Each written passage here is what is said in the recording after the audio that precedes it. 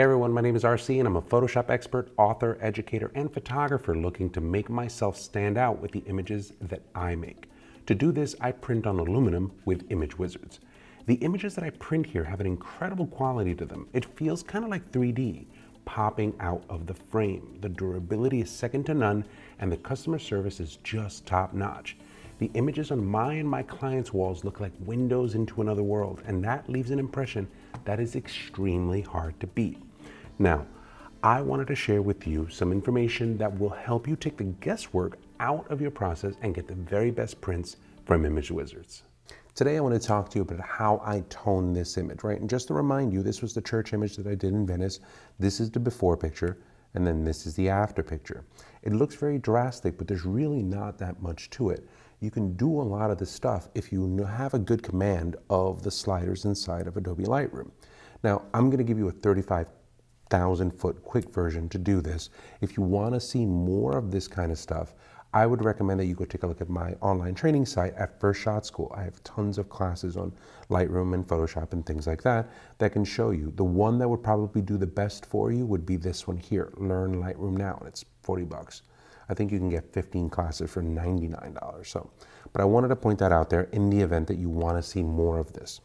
Let's go to the very beginning here. I'm going to go to the start here, and you're going to notice that the file looks almost a little washed out. And the easiest thing that I usually tell people to remember when you're looking at this kind of stuff is think of this area here, right, your histogram. I always try to think of it as almost kind of like a bottle of water, like half a bottle of water, right? More often than not, if you have a bottle of water and you turn it sideways, you want all of that water to kind of go all the way across the bottom, right? That's what it should do, right? You should have information or water that goes from one side to the other side on a half a bottle of water. If you take that bottle of water and you turn it in one direction, then you're basically sliding all of that water over to one side, and if you adjust it in the opposite direction, you're sliding all the water to the opposite side. So that's almost always what you're doing when you're using an exposure section, right? So you grab exposure and you're just moving everything from one side to the other side, one side to the other side. That's all you're doing. Now, it's almost kind of like you're tipping the bottle of water. Now, on the opposite side, if you look at contrast, contrast is almost kind of like you went into the center of the bottle of water and you split it out, right? So tipping would be your exposure, contrast would be your splitting.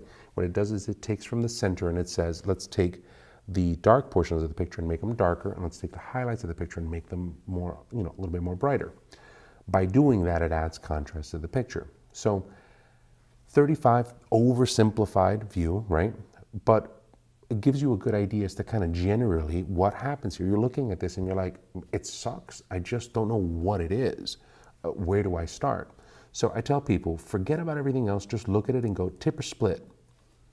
Tip or split, that's it, right? What are you gonna do? Would you tip it? Well, if you tipped it, it doesn't really fix anything, right? You can't get all the water on the bottle. Right? But if you split it, that'll get you a little bit closer and it'll give you a little bit more contrast. That looks a lot better.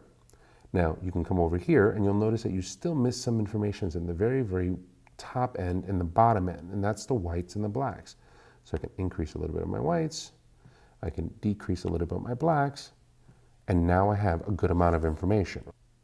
Once I have that set, I'm going to hit reset. That's where we were before, and undo.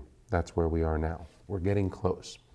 Now, once I have that information set, I'm like, all right, well, this is okay, but it still looks like there's like foggy or hazy. The only other thing that I did for this was I went all the way down here under the effects section, and under effects, we now have something called dehaze.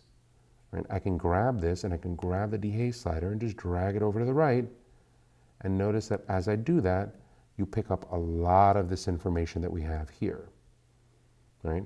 So now it has a little bit more punch. It's cut through that haze. That looks good.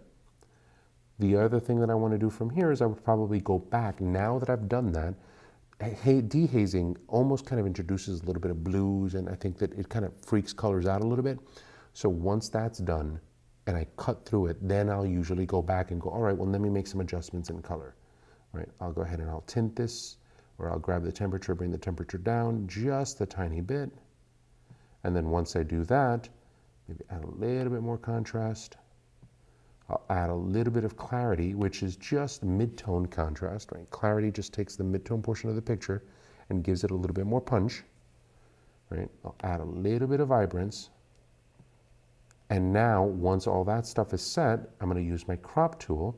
And I did want to do this in the earlier videos for 34 by 60. So I'm gonna use my crop tool. I'm gonna go to my custom crop here, and I'm gonna make it 60 by 34. I'm gonna click OK. Bring this down, bring this up. I think the image is probably still a little too cool for me. So I'll probably come over here and just adjust the temperature just a tiny bit. A little bit too much. And open up the crop just a tiny bit so there's a little bit more headroom. So now, this is where we were before, and this is the image that I wound up with afterwards. And there's a couple of other things that I would do, like I want to talk about sharpening and things like that, but we can do that in other videos. This gives you a good step-by-step, and what's going to be even better about this is you can try this on your own. I'm going to give you this. There's going to be a link on the Image Wizard website or on this YouTube video where you can go and download this file. If you want to play with this, this is shot at 72 ISO with a D850, so it's a 45 megapixel file. You can download this and you can play with it and see what you get out of it. For more information on this, make sure that you go to imagewizards.com. My name is RC. Thanks for watching.